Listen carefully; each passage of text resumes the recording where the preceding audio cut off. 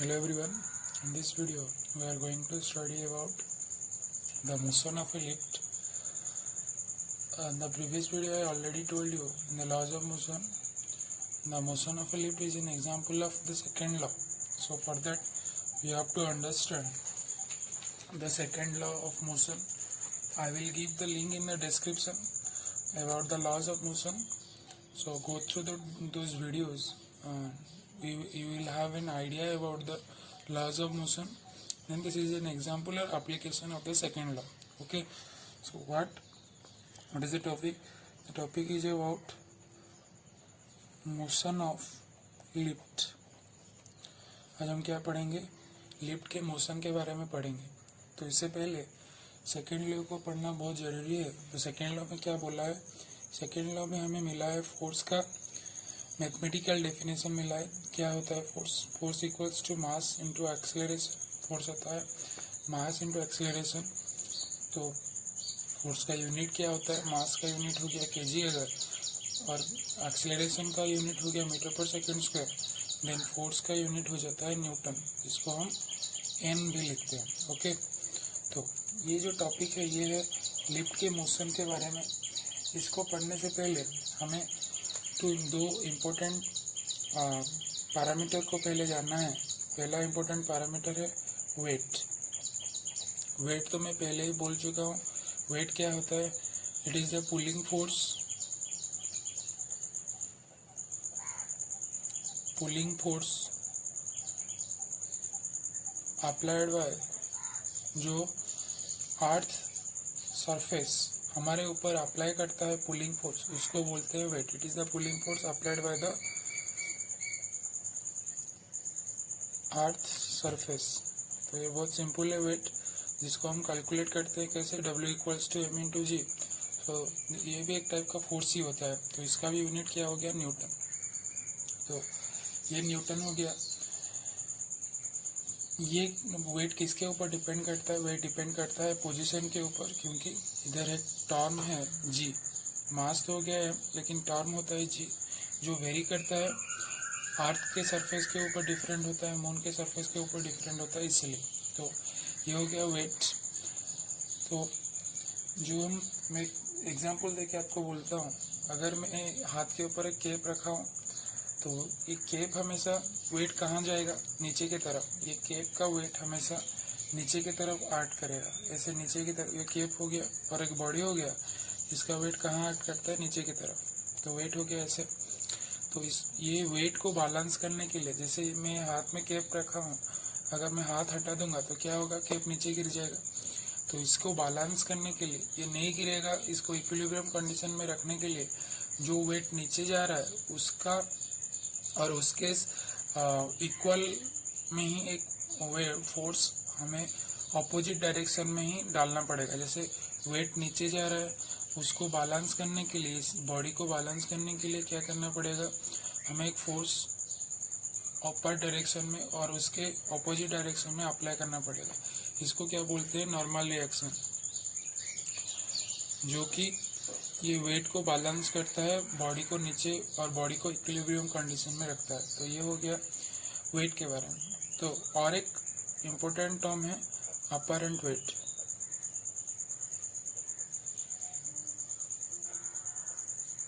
तो ये apparent weight क्या होता है? ये अपरेंट वेट हमें बोलता है कि बॉडी कितना भारी है और हाउ हैवी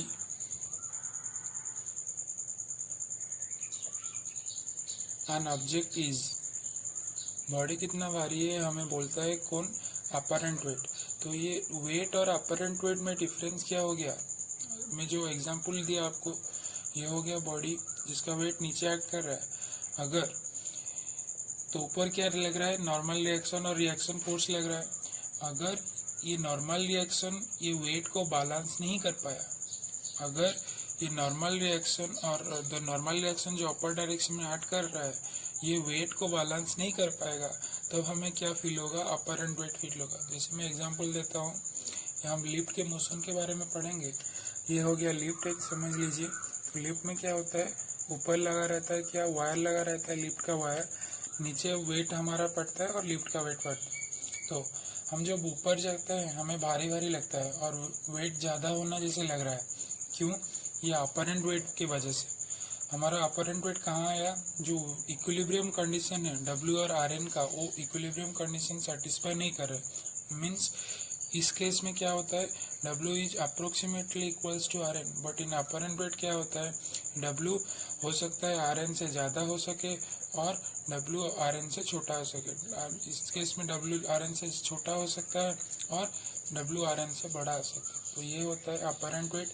जब हमें भारी भारी और हल्का हल्का लगता है, जब रिएक्शन फोर्स अर्थ सरफेस हमारे ऊपर अप्लाई करता है, उसको अपरेंट वेट बोलते हैं। तो ये इम्पोर्टेंट दो चीज़ें जानने के लिए मोशन ऑफ लिफ्ट के बारे में। तो फिर चलो अभी पढ़ते हैं मोशन क्या क्या होता है लिफ्ट का।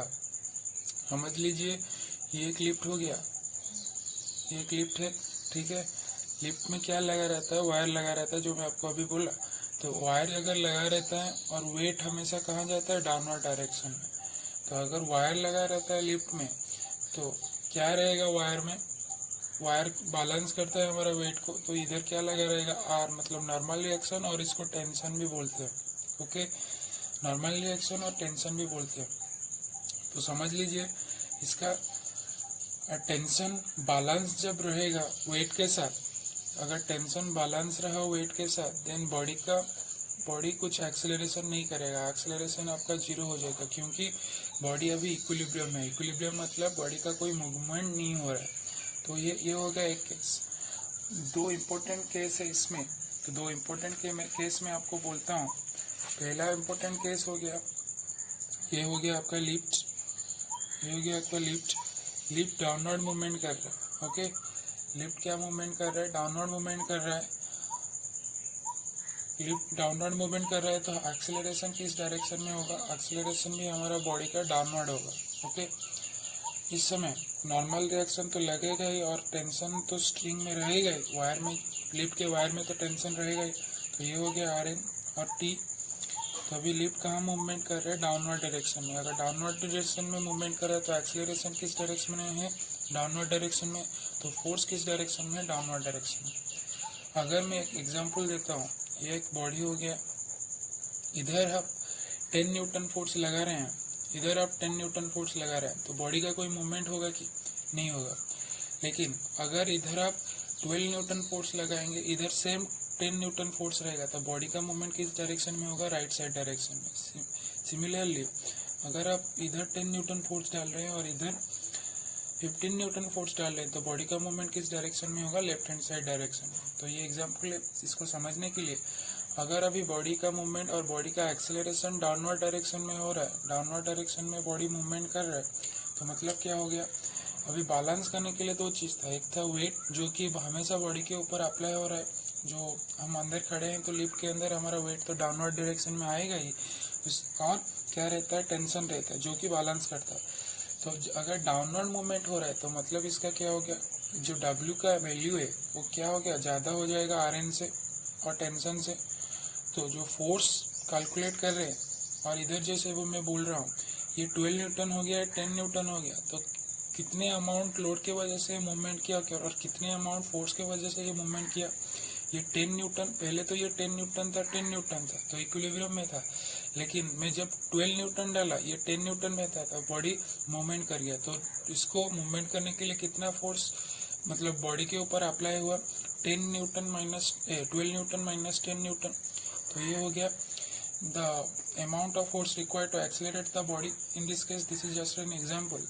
सो here also the weight is acting in the downward direction. Weight downward direction add करूची, नॉर्मल रिएक्शन और tension of the string upper direction add करूची। যদি বডি মুভমেন্ট ডাউনওয়ার্ড ডাইরেকশন হচ্ছে, তো অ্যাক্সেলারেশন ডাউনওয়ার্ড। তো অ্যাক্সেলারেশন ডাউনওয়ার্ড এলা মানে কোন?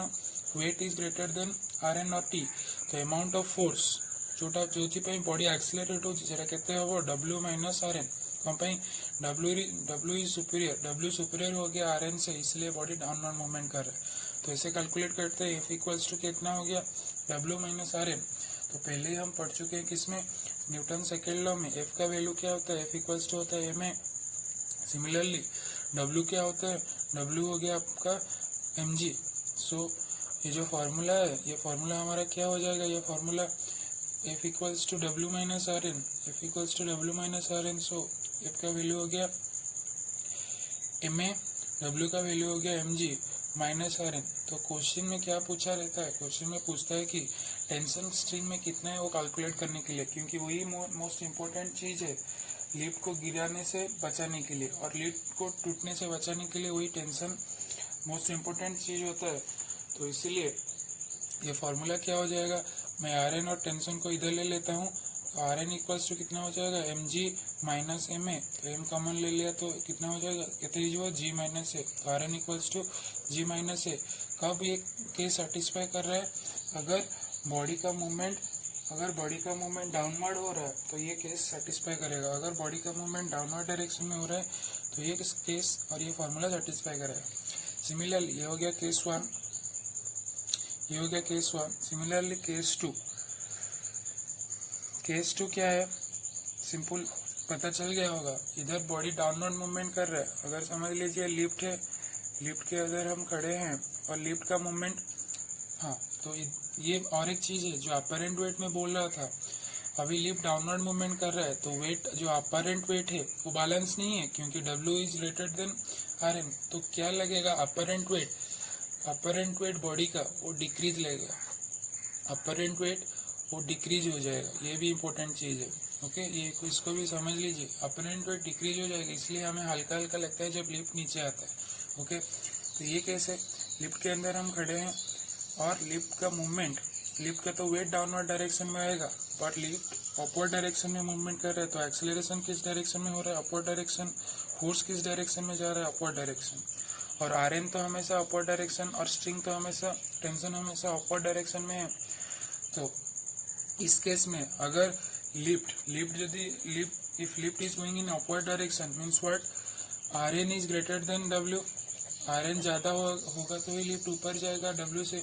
तो इसीलिए तो F का वैल्यू क्या हो जाएगा, F का वैल्यू हो जाएगा Rn minus W। Okay, this is very simple. Next W को इधर ले आइए तो कितना हो जाएगा, F plus W equals to Rn, और Rn equals to F plus W। तो इसका वैल्यू और ऑलरेडी पता है आपको, F हो गया MA और W हो गया MG। तो M कॉमन ले लीजिए तो Rn equals to A plus G। This is the case where the lift is moving in the upward direction. Very simple, this is the simple fundamental about the motion of lift. तो इधर apparent wait का क्या होगा, इधर apparent weight body का ज्यादा होगा, क्योंकि लिफ्ट वेट नीचे लग रहा है और लिफ्ट ऊपर जा रहा है, इसलिए अपरेंट वेट ज्यादा हो जाएगा, इसलिए आपको भारी लगता है। Okay, so this is basically about the motion of lift. Thank you. If you have any doubt, ask in the comment section. Okay, thank you.